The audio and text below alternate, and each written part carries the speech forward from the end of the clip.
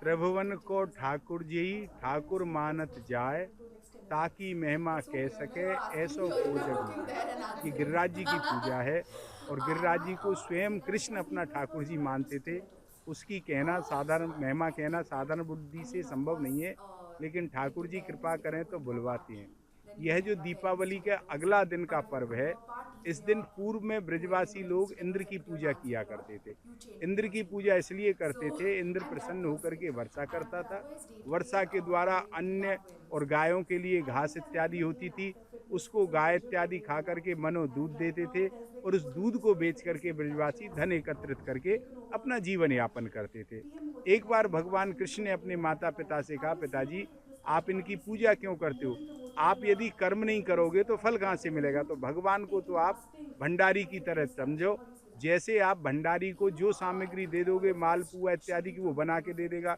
ऐसे ही भगवान को आप जैसे अपने कर्म समर्पित करते हो, भगवान उन कर्मों को प्रारब्ध के रूप में आपको दे देते हैं। तो कर्म करो। तो नंद बाबा इत्यादि ने पूछा, भाई तू क्या चाहता है? उन्होंने कहा, सच्चे देव गिरिराज जी हैं, इनकी पूजा करो। तो उस दिन से ब्रज में यहाँ गिरिराज जी की पूजा प्रारंभ हुई। इंद्र को लगा तो ये चलो कुहू की रात करो परकम्मा। मावस की रात को सारे ब्रजवासी, जो दीपावली की रात है, 84 कोस के गिरिराज जी की शरण में एकत्रित हुए और प्रतिपदा को उन्होंने गिरिराज जी की पूजा की। तभी से ये गिरिराज जी की पूजा आज तक चली आ रही है। गोवर्धन पूजा के लिए ब्रजवासी लोग संध्या समय पर चौगड़िया देख के ही करते हैं।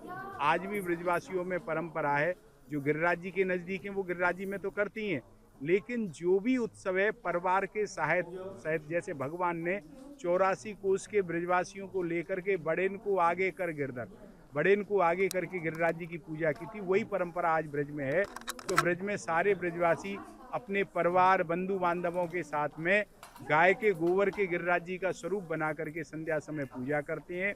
और गोबर का बनाने का भी तात्पर्य अनेक हो सकते हैं, लेकिन भाव ये है कि गाय के गोबर से ज़्यादा शुद्ध कोई नहीं है और गाय के गोबर में ही लक्ष्मी जी का वास है। तो ये 5 दिन की पूजा लक्ष्मी जी की पूजा है। तो गाय के गोबर से गिरिराज जी बना करके ब्रजवासी अपने बंधु बांधव परिवारीजनों के साथ में गिरिराज जी की नैवेद्य इत्यादि अक्षत इत्यादि से पूजा करते हैं, उनकी परिक्रमा करते हैं।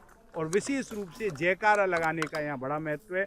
गिरिराज जी के जयकारा बोलते हुए बड़े उत्साह से ब्रजवासी लोग पूजा करते हैं। मैंने आपको बताया पूजन का तो विशेष पद्धति यही है कि गिरिराज जी गोबर के गिरिराज जी बनाए जाते हैं और उनको अन्नकूट का हमारे यहाँ महत्व है। अन्नकूट में जैसे कूट के जो अन्न बनता है, बाजरा इत्यादि उनका, भात का, और जितनी ज़्यादा से ज़्यादा सामग्री आपकी सामर्थ्य हो वो ठाकुर जी को शुद्धता पवित्रता से धराई जाती है।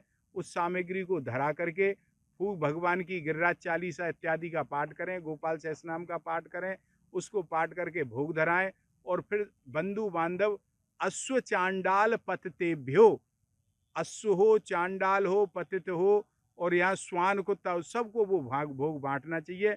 भगवान ने यही कहा, एतन मम मता ताता क्रेताम यदि रुचेत, अगर ये मेरा मत है, यदि तुमको अच्छा लगे तो ऐसा करो, ये भगवान ने कहा है। संध्या के समय में, प्रदोष के समय पे ही गिरिराज पूजा का महत्व।